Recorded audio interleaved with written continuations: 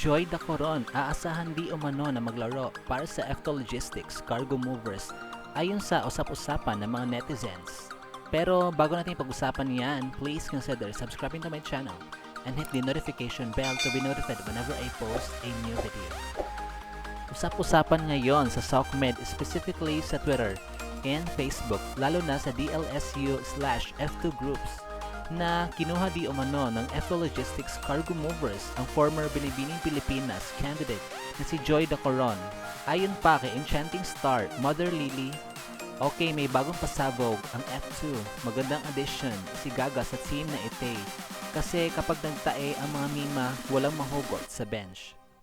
Na siya namang ni-retweet ni DLSU Animo Defender with the caption, "Bet ko siya. So far sa mga ni-recruit ng F2 lately, siya pinaka-bet ko. Hahaha." Kung matatandaan nating lahat, huling naglaro si Joy Dacoron para sa isang professional team sa PVL ay noong nasa Signal HD Spikers pa siya.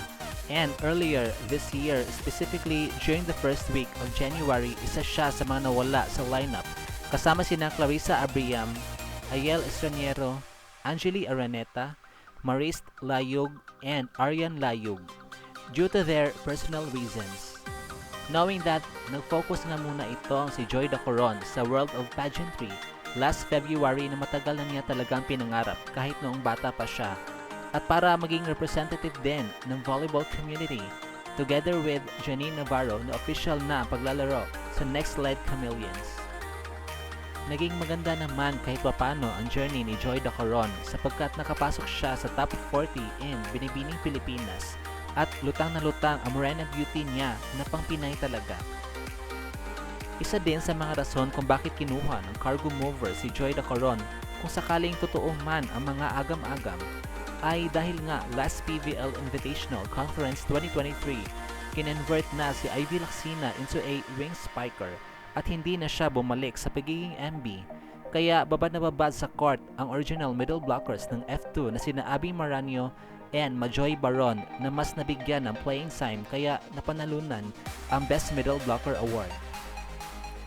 Kaya naman sa nalalapit na PVL Second All-Filipino Conference, may dalawa na ang pagpipilian ng MBs from the bench dahil nga nauna na inanunsyo na Efto Logistics ang pag-recruit nila kay Ethan Arce na dating naglaro para sa Jerflor Defenders.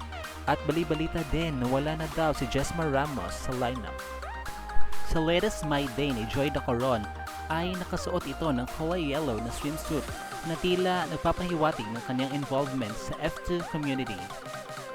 Kaya abangan na lang talaga natin kung makikita ba natin si Joy Dacoron in yellow jersey sa debut game ng Cargo Movers on October 17, 2023, Tuesday against Akari Chargers, roughly around 5 p.m. At kung paano ba ibabalasan ni Coach Regine Diego ang kaniyang mga players. Dito ko na nga po tatapusin ang video na ito. Thank you so much for watching.